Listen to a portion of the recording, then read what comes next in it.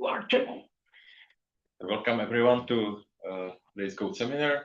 Our today's speaker is Jan Volec, and he will tell us something about Sidorenko property and quasi-randomness in regular tools. Thanks, Michal, for the introduction. Right. So today I want to talk about some rather recent joint work with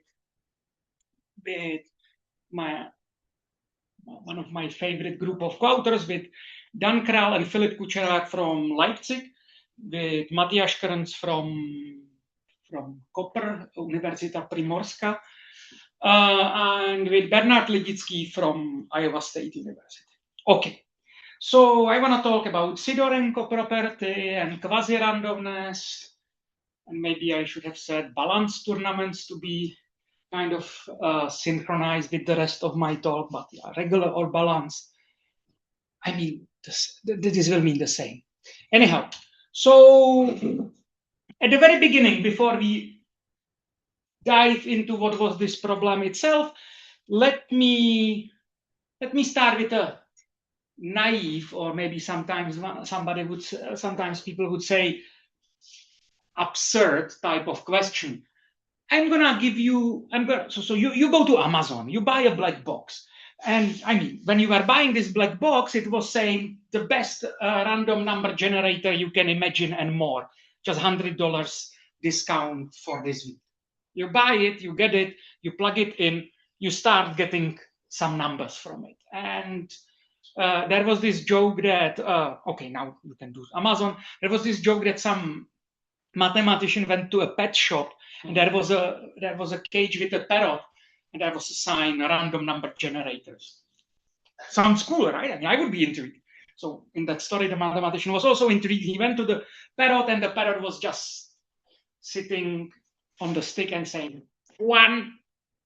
I mean, I can make this last for maybe 5 minutes, but I guess you got the picture. So after 5 minutes, this mathematician is bored. I mean, it's upset, and went to the shop owner and says, like, come on, I mean, you claim it's a random number generator, and clearly this parrot is just repeating once. Well, how can you be sure it's not random? So yeah, I mean, on one hand, how can you be sure? But on the other hand, we do feel there is maybe something about non-randomness. Okay. So that's what we try to kind of capture by the notion of pseudo-randomness. So to keep on with joking, but hopefully soon jokes will be over and something more serious will start. Here are two graphs with 41 vertices. On the right-hand side, I asked Wolfram to just honestly flip a fair coin for each pair of edges. So in other words, it's R' with 41 vertices and probability 1/2. On the left-hand side, anybody can decrypt what it is?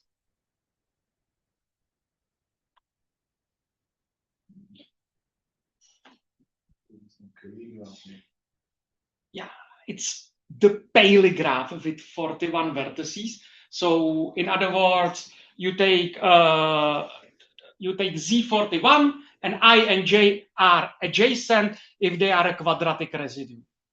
In case you have heard that I and J are connected, if they are not a quadratic residue, it's the same graph because it's self-complementary. Just like okay. So yeah, and where is the joke on those two pictures? Believe it or not, I mean, okay, from the picture, it seems like that on the guy on the left is super structured. I mean, it's hard to be even more structured with 41 vertices and like, let's say, not containing some smallish clique. On the other hand, R' is as messy as one would expect.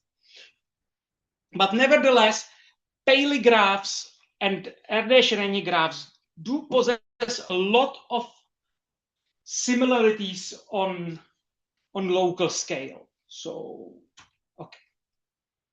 So all of this notion of quasi-randomness was formally, a systematic study of this phenomenon started in late 80s, although like implicitly you can maybe trace down notions of quasi-randomness already in 70s in the works of Semeredi. Anyhow, and there are seminal papers of Redl from, I believe, 87, Andrew Thomason from 2 papers of Andrew Thomason from 80. Maybe, okay, Redl was maybe 86 and Thomason was 87. And like 89, there was this seminal paper of Chung, Graham, and Wilson, which we will now take as the main source of inspiration. So that was the system, like the systematic study of quasi-randomness of discrete structure was explicitly initiated. Just a survey. Who of you, if I say Graham, Chung, Wilson, it kind of rings bells in your brain? Okay. You should also raise your hand.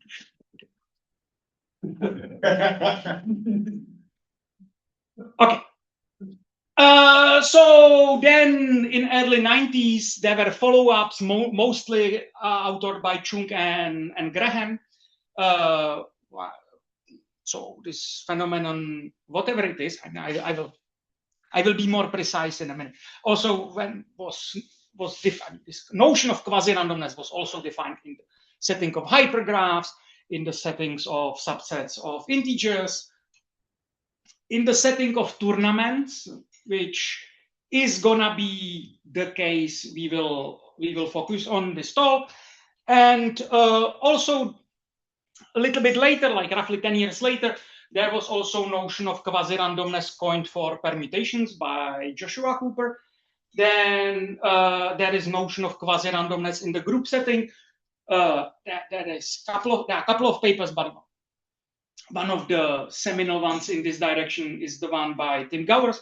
And Simon Griffiths also set up or described some systematic quasi-randomness in the setting of oriented and directed graphs. Okay, but so it's really a phenomenon you spot everywhere in combinatorics, not just in graph theory. So let me now really zoom in to the objects this talk is about, namely to tournaments. So one key thing to hear and never forget is that this notion does not talk about a single object. It's not saying that one big graph is quasi-random. At least in the way how I wanna put the playground, you do have a sequence of tournaments, and for the sake of mental sanity of the speaker and hopefully also most of the audience, let us assume that the end element of this sequence has exactly n vertices. I mean, one can do something weaker, like having just the number of vertices tending to infinity, but I mean, there is kind of no gain, at least principally no gain. So we have a sequence of tournaments indexed by integers, and ith element has exactly I vertices. So when do we say that such a sequence is quasi-random? It looks like a random tournament. So here is one property. If you fix your favorite small tournament F, and you look what is the asymptotic F count in your sequence. So I mean, you ask each element in your sequence, how many copies of F do you have? This will be some sequence of numbers. Maybe you, for the sake of being things nicer and compact, you scale those numbers to density. So if that F has k vertices, you scale it by n choose k. Rather than having numbers, you will have densities. And you compare those density. So now you have sequence of numbers, and you wish this to converge to the expected density of F you see in R-Rényi random graph. Or R-, I mean, this time is not a graph, it's a tournament, but what I mean by random tournament, go to every edge of the complete graph and flip a coin whether it's directed from U to V or from V to U. 50-50% chance, independent coin flips. Okay, so I'm calling my sequence quasi-random if every F count is correct. By correct, I mean it's tending in the limit to the expected density. Okay, so that's one perhaps reasonable notion of quasi-randomness from this local count point of view. Then it might be surprising when you see if you have never seen this, but I'm saying this property 1 is equivalent to just seeing the correct count of one guy, namely the transitive tournament on 4 points. So what I'm saying is that if you have a sequence of tournaments and you compute the density of transitive tournament on 4 points, and it tends to the correct number, which should be for, in this case, actually, I hopefully managed to write it down. It's 24 over 64. So maybe it's 3 over 8.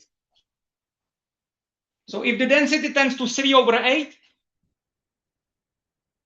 Chung and Graham prove that every F have the correct count. Okay.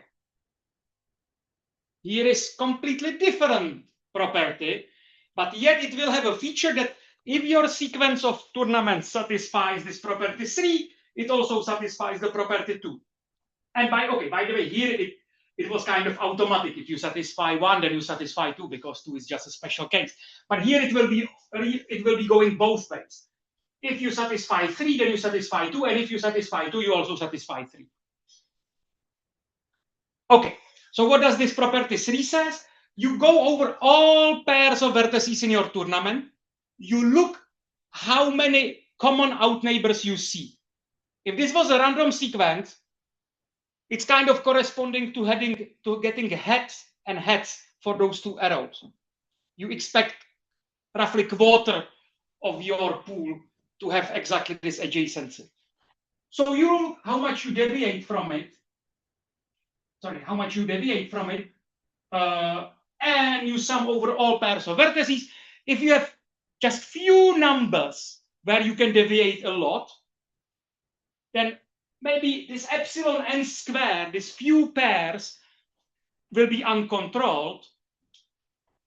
Now thinking whether this shouldn't be little o n cubed. If I guess there is a typo. This should be little o n cubed.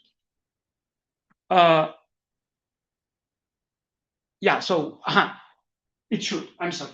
Yeah, so you maybe have epsilon n square pairs of vertices where you kind of don't know how the deviation goes, but that contributes only epsilon n cubed, n times epsilon n square. And then you have like almost n square things where you don't expect deviation larger than epsilon n. So that should also contribute with the factor epsilon n cubed. I'm sorry for that. So, okay. Yet another type of property is that you go for every sub-tournament and it's almost balanced. Okay, here it matters how you define almost balancedness.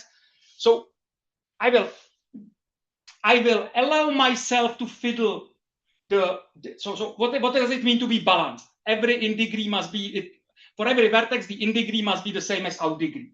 So I allow some slack. I allow some slack of order epsilon times n, where n is the size of the host tournament.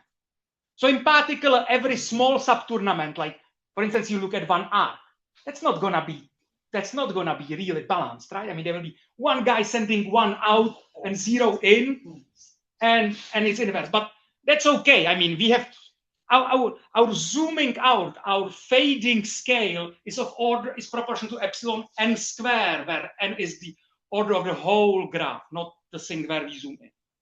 But as soon as you zoom in into subgraphs of substantial size, say n-half, then being almost balanced with the slack of size epsilon n is a non-trivial property. And in fact, it's a quasi-random property.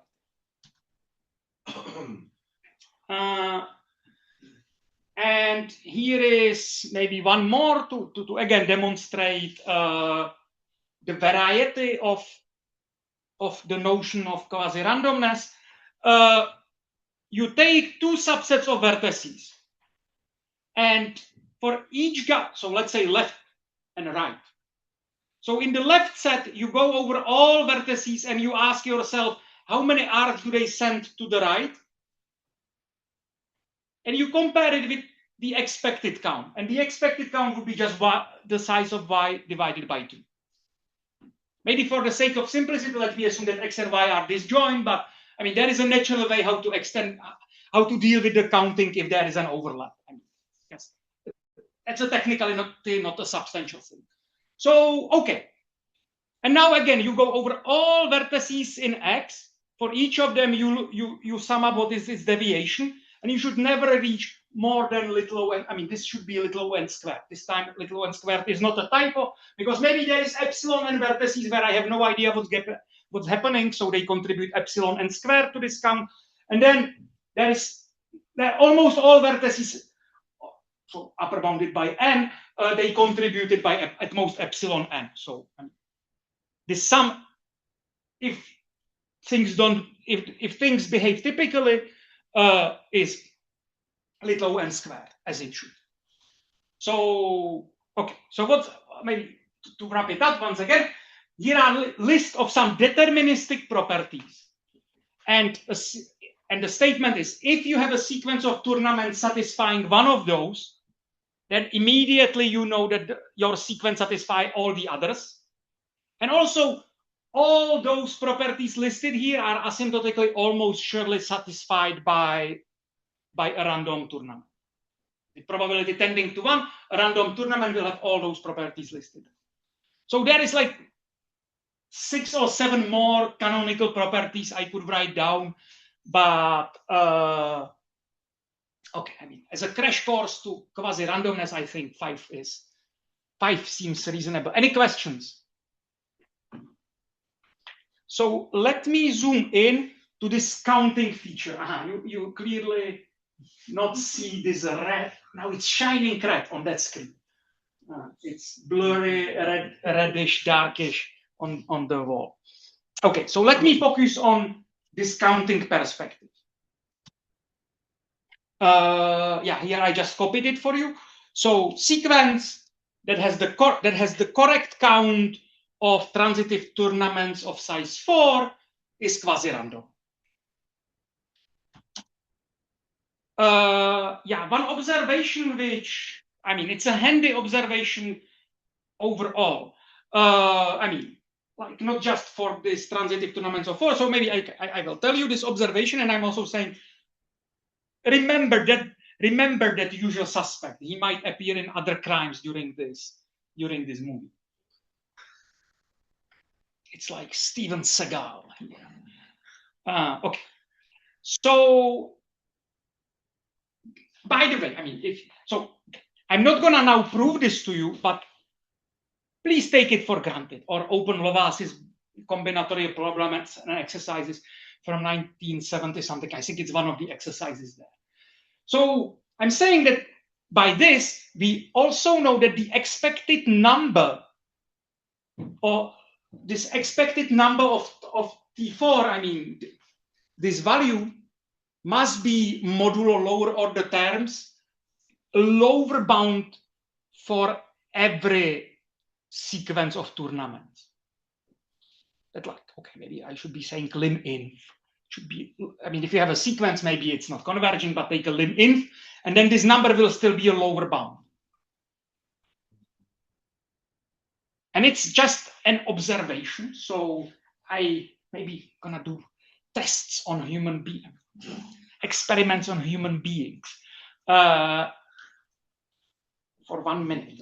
Anybody can see why it's just an observation?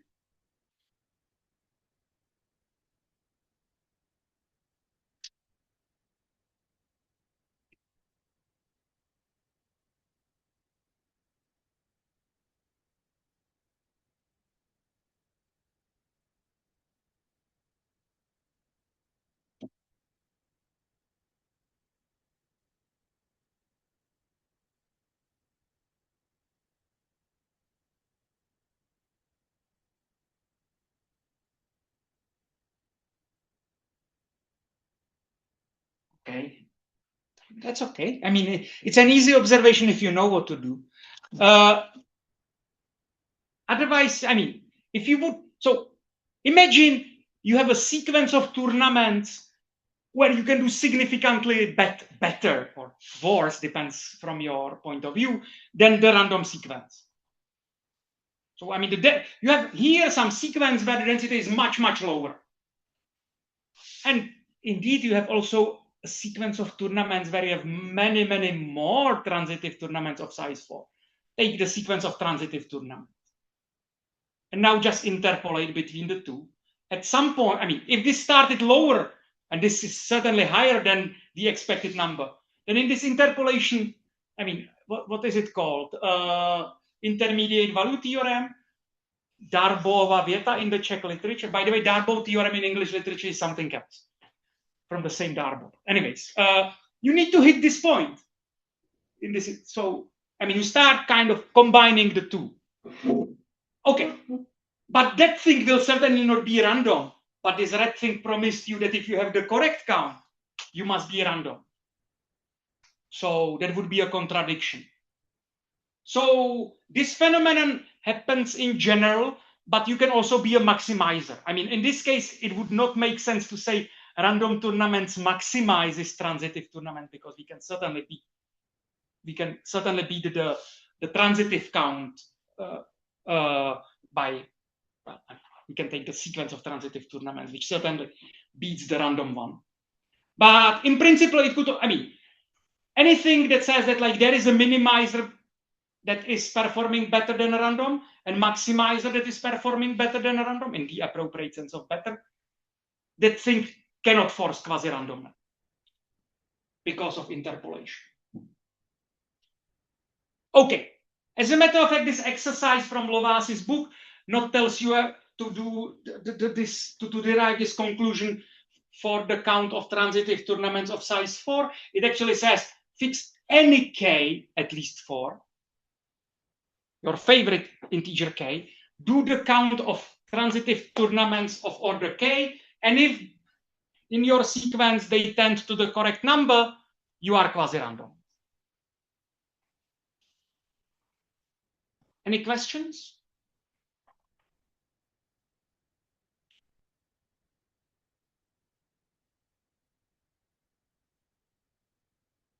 Nobody has a question? I have a question. What if k is equal to 3? Then it's a homework, and it's, I guess, easier than the one for the quasi-randomness. Actually, so by the way, what is the expected count of transitive tournaments of size 3 in a random tournament? It's 75%. It's 3/4, or in the limit, it's 3/4. And if you have asymptotically 3/4 of transitive tournaments of size 3, if your density is tending to 75%, you are almost balanced, and it's if and only if. So indeed, this is the expected count, but it doesn't force the quasi-randomness. It forces a regularity and a regularity, or almost regularity, almost balancedness. By the way, hint for that homework would be try to maximize n minus d plus times d plus of v for every v.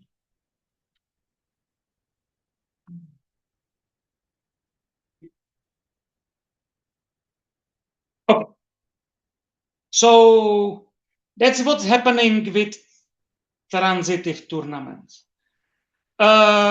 I still wanna maybe have few words about the original, about an analogous setup in graph theory. So I promise we go to tournaments, and this is our last detour outside of the tournaments.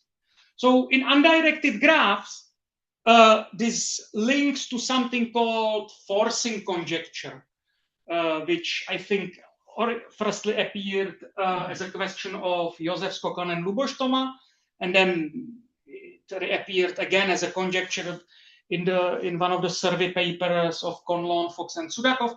And it says the following: you bring me and bring me a bipartite graph H, and to avoid trivia, without loss of generality, it can be connected. We can be assuming that it's connected, but that's not crucial here. But what is crucial is it's not a tree. It's not acyclic. Then you also bring me a sequence of graphs. This chair is tricky, right? More tricky than a chairman. You also bring me a sequence of graphs, and its edge density tends to P. So the guys have approximately P times and choose two edges. Now, this H count, the conjecture says that the H count in G is uniquely minimized by R-Reni G and P. That's what forcing conjecture says. By the way, these assumptions about being bipartite and having at least one cycle are certainly both necessary.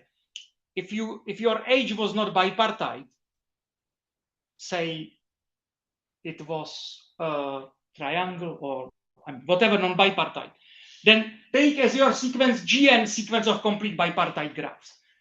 They have amazing density 1/2, and you have kind of no chance to reach any non-trivial H density. So again, you can interpolate. Also, this at least one cycle is necessary there, because if your graph is acyclic, if H is acyclic, then the H count in any sequence is just fully determined by degree sequence. You don't need to know from your structure anything but degree sequence. And certainly you can cook up more graphs than just random graphs that are regular. So again, you cannot hope for such a statement. So by the way, it's also equivalent to something known as Sidorenko's conjecture, which more or less talks about the minimization and ignores the word unique. But one can really show that both conjectures are really, like, in a sense, equivalent to each other. So if you wonder what is known in this direction, so there has been a lot of progress. Very non-trivial and clever math was invented to tackle Sidorenko's conjecture. So we know it for even cycles. I think that goes back already to Sidorenko in early 1990s.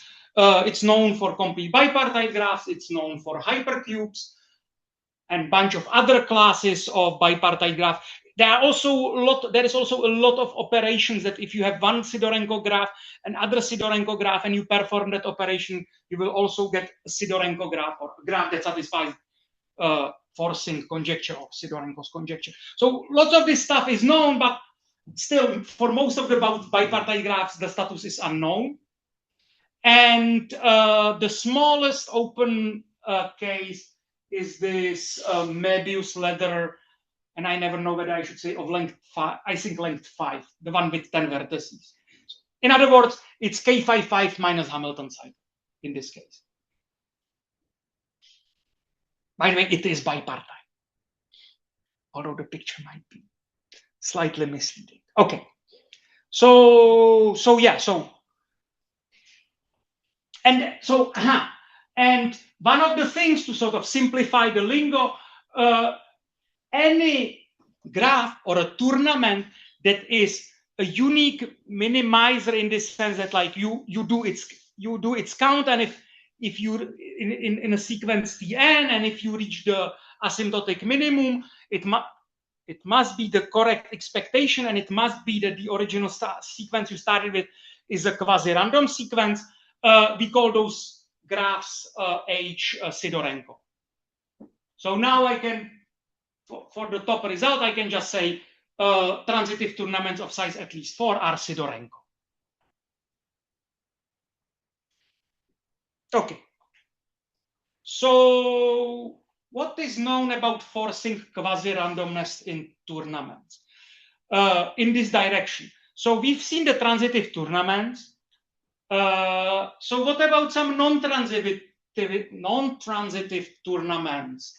Non-transitive fixed, non-transitive transitive tournament F, such that if you try to minimize its asymptotic count, your only choice is a quasi-random sequence. Vox populi, some marketing arrived here. Who of you feels there is a one? Raise your hand. I mean, there is no punishment. Just, I mean, I will rotate the camera so that the YouTube will not. Other than that. One brave person. Who votes? There is none. Those transitives are. So it seems like I cannot count. 5 or 6 to 1. So, well, you should be head of something. Right? There is one. There is one. Namely, this 5-vertex guy, it can be shown. So, by the way, certainly, if F is non-transitive, you cannot hope a random tournament to be minimizing F count. Again, you would take, I mean, if F is non-transitive, it's the F count in the sequence of transitive tournaments is 0. So certainly, F shouldn't be a unique minimizer. Sorry, quasi-random shouldn't be a unique minimizer for F. But it could be a unique maximizer, and it happens exactly for this one. And let me not embarrass our head even more by asking, and now do you think there is another one? At least 2 guys? Because the answer is actually no, this is the only one. Yeah, its count is maximized by a random tournament. So then Matija Bučić, Owen Long, Asaf Shapira, and Benny Sudakov proved that as long as F has at least 7 vertices, there is no chance. And the reason for that is, so okay, the only chance for F to be forcing, to be Sidorenko, sorry, this time to be rather anti-Sidorenko, to be uniquely to have random guys uniquely maximizing F count. So that's the only chance. And now, if you just look at F blow up and count the number of copies of F in there, it's certainly at least 1 over number of vertices of F factorial. Maybe there is some symmetry, so maybe you can also gain something by the size. I mean, you can sort of gain more if you explore the size of automorphism group, but I mean, from lower bound point of view, you have at least this many copies. But in the random one, there should be minus here. You have 2 to minus number of vertices, square root of 2 to number of vertices squared. So I mean, this is exponential in V squared. This is roughly exponential in V log V. So I mean, and it's reciprocal of those. So these guys gonna be much larger, starting some number. And if you do things cleverly, starting as soon as you have 7 vertices, you are in business. So that already says that there are definitely finitely many non-transitive forcing tournaments.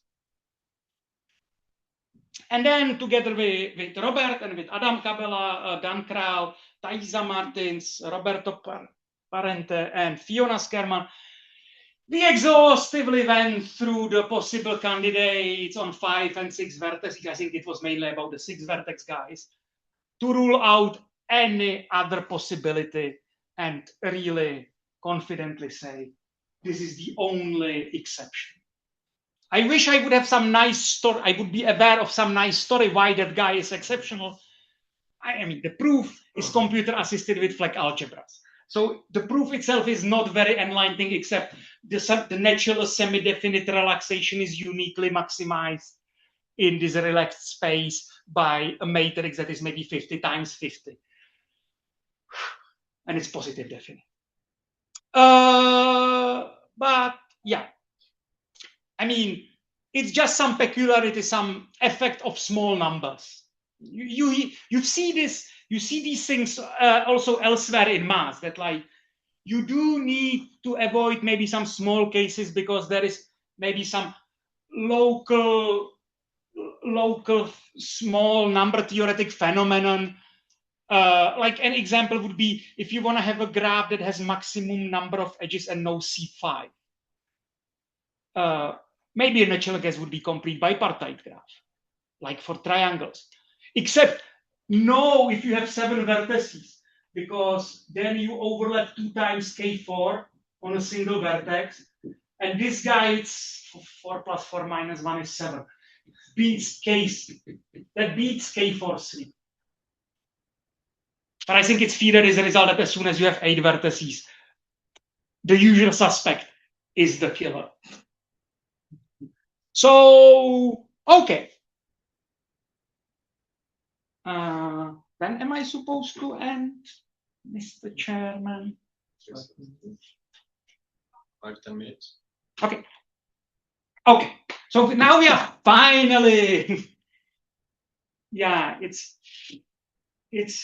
really some disorder in my brain that on one slide I can write regular and balanced together, and they should mean the same. I'm sorry. No, I really want almost balanced in both of them. Okay, I'm sorry. So let's us try to. So okay, I mean, it seems like in tournaments we reach the end of the story, but it turned out that not quite. So what if we now try to change the game a little bit? We're not gonna try to fish for small tournaments F, such that the F count determines the F count uniquely determines the random sequence among all sequences. But we just look at F counts inside regular tournaments or almost balanced tournaments. And then we ask, in this subset, is it true that the F count uniquely determines the random sequence? Because I mean, the random sequence is almost balanced. So indeed, if F was transitive or this 5-vertex exception, then sure, it was determining. It was uniquely determined. The F count was uniquely determining already in the whole space, so also in a subspace. But here maybe things will change. And also, if you find this like a little bit niche, it's sort of saying that on top of your F count, you will also demand the T3 count to be 3/4. Because as we were saying, having the correct number of T3s is the same as being almost regular or almost balanced. So now, what are the non-transitive Fs that are forcing quasi-randomness in this restricted pool of sequences that are regular? Okay. So, I mean, certainly the guy from the previous slide is one of those. But John Noel and his team relatively recently noticed that this does bring new guys to the game. There are more among those exceptions. There's definitely more than just this one from the Brazilian result, from the Corregalio, Parente, and Se. I will show you some examples in a minute. No, okay, I will show you some examples now. But I wanted to say first a story. But okay, so they have some I should have copy pasted how it looks in their paper. But never mind.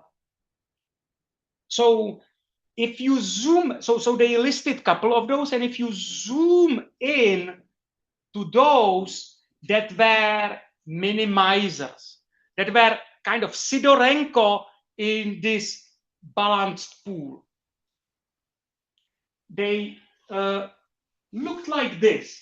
What do I mean? They look like this if the pictures are not tournaments. Okay, you can maybe say, I actually don't care what is this edge because those two guys behave really the same, and there is only one thing I can do there. Otherwise, it's, I mean, those two guys are twins. As a matter of fact, the same appears here. Those two guys are twins and those two guys are twins, so it also doesn't matter. So in here, actually, they are also twins, but now there are three of them. So on those twins, you always place a transitive tournament. Twins. Dvojčata. And there are three. Triples?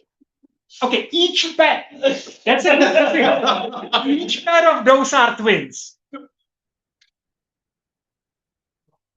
So, and then they start asking, and okay, and how did they do it? They run some flex algebras to determine this, the status of these guys.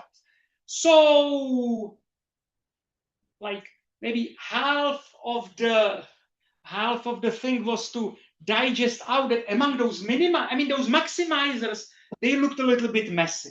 But if you look at those minimizers, if they are drawn already in this way, it seems to be shouting what the minimizers are. You just take a blow up of cyclic triangle, not necessarily balanced, and in each above you paste a transitive tournament.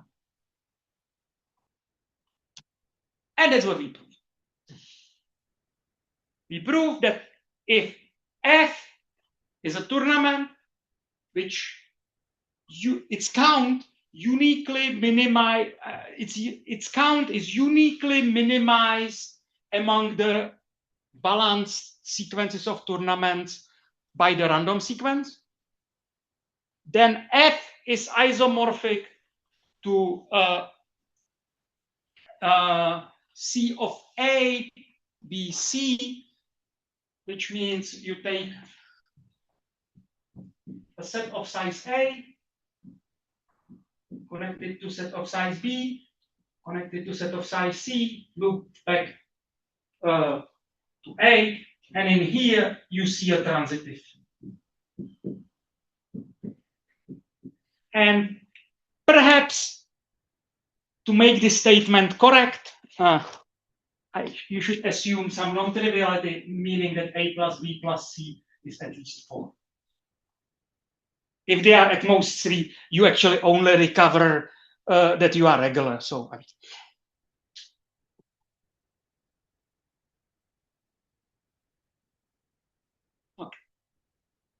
So that's the main result.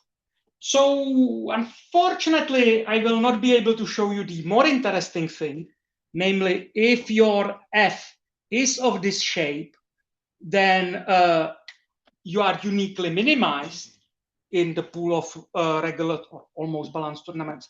But let us observe together that certainly no other F can be a unique minimizer. And that just follows from, I mean, this observation is twofold. One of them is that if you look at tournaments that are avoiding this W4, L4, and C5. So what are them? W4 is that you have a cyclic triangle, and then one guy who wins over all 3. L4 is exactly the same. You have cyclic triangle, but flipped. You have one guy losing against it. And C5 is just the balanced orientation of K5. The balanced Eulerian and balanced Eulerian. And this time really balanced, not just asymptotic.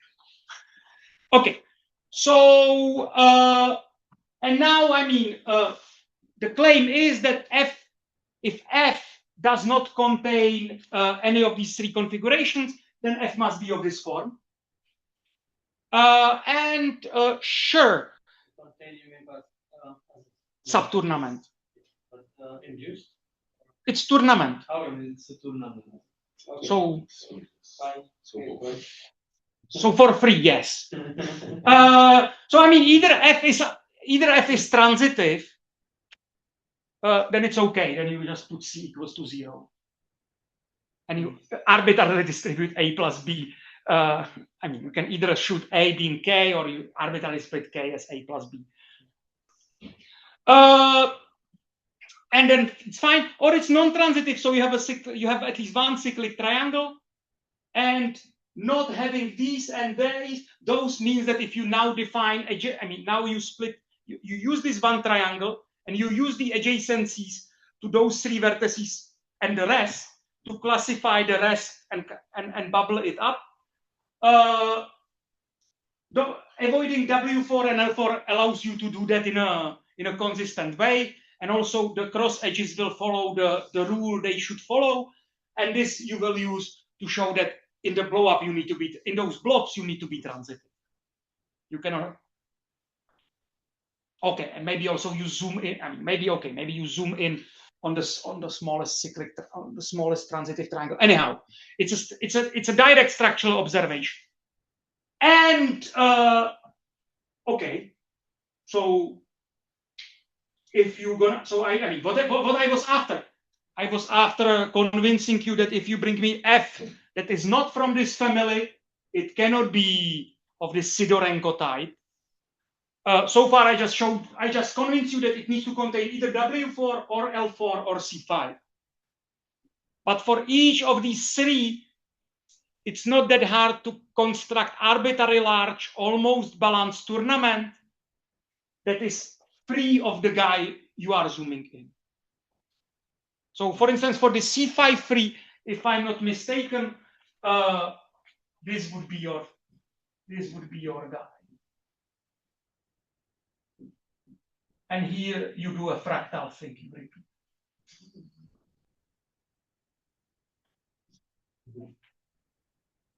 That should not contain that type of C5, but it's balanced. And for these guys, the buzzword is carousel tournament. It's like, I am gonna be connected to everybody in the distance and half from, I will send out edge to everybody in distance at most and half. And now I will rotate this. Okay, so that's about the Sidorenko thing. And I was saying this result of Matija, Bučić, Owen, Asaf, and Benny about this global force, this global quasi-randomness, that you cannot have maximizers as soon as you have 7 vertices. So, this time if you do a blow up, you might not construct a regular large tournament. But you kind of do a bipartite variant of a blow up. So, you take your F, you blow it up. You take your F, you blow it up. And you direct all the edges across the 2 copies in the exactly opposite direction than they were meant. That balances things out. And in the blobs, you put whatever you like, random tournament, or you do recursion, whatever. I guess iterating is perhaps the way how to get the most mileage out of this. That rules out every tournament of size at least 10. That prevents every tournament of size at least 10 to be anti-Sidorenko in this regime. So there are maybe still some finite number of cases to consider if you really want to fully understand the set of those forcing tournaments in this balanced setting, but modulo this finite exception set, we now do understand pretty well this, unlike for Sidorenko. Okay, I guess I'm out of time, so. Okay, so let's thank the speaker.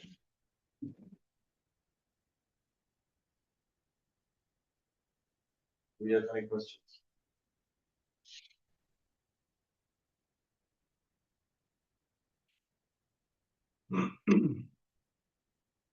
Say?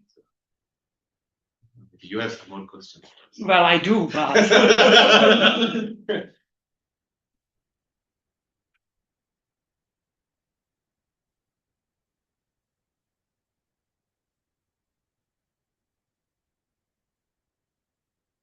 For you to limit objects are to the sequence. That's a great question. I mean it. No, we do everything on the analog of graphons in the tournament world. And I was hesitating until today in the morning if I should also include a crash course to the tournamentons, tournayons, different people call it differently. And I felt I will have enough stuff to cover even without that. But yes, actually, they are. So, Yeah, I mean, it's a so, graphon with special. I mean, I don't want to call it a graphon, but so okay. I mean, it's not a graphon because it's not symmetric. First things first. Okay. Well, directly graphon. Then I guess the answer is yes. So I mean, it's really if you would naive. So okay. So how can you think of a graphon naively? I just made adjacency matrices continuous. It almost works, except you need a regularity lemma to sort to group to cluster the vertices together, and only then you do your adjacency matrix. So here you can do the same, write adjacency matrix for a tournament. And what do I mean by adjacency matrix? I mean if U sends to V, I will write on youth row and V column +1, and otherwise I write 0. I mean I need to break the symmetry somehow to convey the orientations. Well, then the limit object again after appropriate clustering, perhaps using some semi-ready type partition, you're gonna arrive into this, but this time you want wxy plus wyx to sum to 1 almost everywhere, just because I mean it should sort of simulate you generating a random tournament, not necessarily uniformly random tournament, not necessarily R-ready. By flipping a coin with probability wxy, you want to correct x to y. With probability 1 minus wxy, aka wyx, you want to connect y to x. So yeah. You do your proofs with these then? Absolutely. Yeah, that's right. Because, for instance, in this language, what does it mean to be quasi-random? It means to be equal to 1/2 almost every time. Yeah, so different co-authors of this project felt differently whether we should write it in the limit language or not. By the way, I was kind of neutral. I was kind of, I'm jack of all trades in sense. So since this quasi-randomness can be nicely worded just with homomorphic counts, then it doesn't matter too much whether you do it in the finite or in the infinite. But maybe for me, a small tiebreaker is that this is much nicer object to study than a sequence of tournaments. So, yeah, but you don't need limits if you don't like. Well, you can present stuff without limits, which is what I just did. But also, I mean, all of our proofs, I mean, the main thing is basically using some, it's doing some clever Helder type of inequality, it's chaining some clever Helder type inequalities and a bit of combinatorics on top. All of that can be naturally directly translated back to combinatorics. You would just have to carry the epsilon delta error terms from the notion of sequences of quasi-random tournaments. So it would become hairy. I mean, even now the expressions are hairy. By the way, I almost forgot. If you don't have anything, I have something. How is it called? So, shall we? No, we shall not. Okay. Commercial break. Is it called informatické? Oh, it's called informatické večery, not programátorské pondělky. Commercial break, commercial break, commercial break.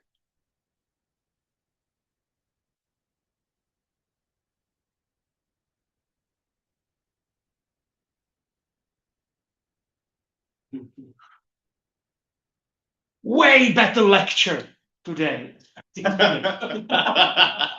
I mean it. but it's not gonna be extremal combinatory.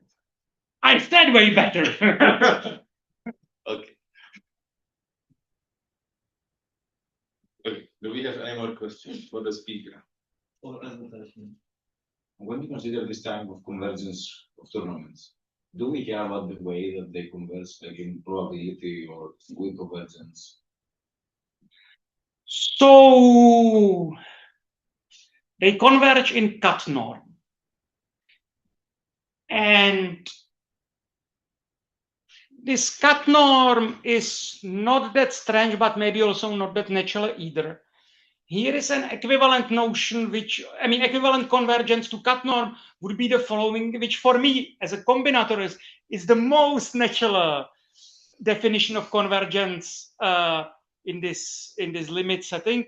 I guess for some function analysis friends of mine, it's actually already this cut norm is a bit niche from their point of view, but this combinatorial counting one, that's something they don't, they understand why we like it, but they just don't, it's not natural for them. So I guess like cut norm is perhaps the best answer, but an equivalent answer to this would be you need to define what it means to sample a small tournament from this object. And it just take, if you want to sample a K vertex tournament from this graphon or tournamenton, you take K points in the unit interval uniformly at random. And those will serve you as the coordinates. And now you zoom into that submatrix inside there. Those values now can be anything between 0 and 1. So for each arc, you flip the appropriately biased. So this is a way how you sample a small tournament from this graphon or tournament. And now I say that this convergence corresponds to converging in the F count for every F. That's what it means. Let's not have any more questions.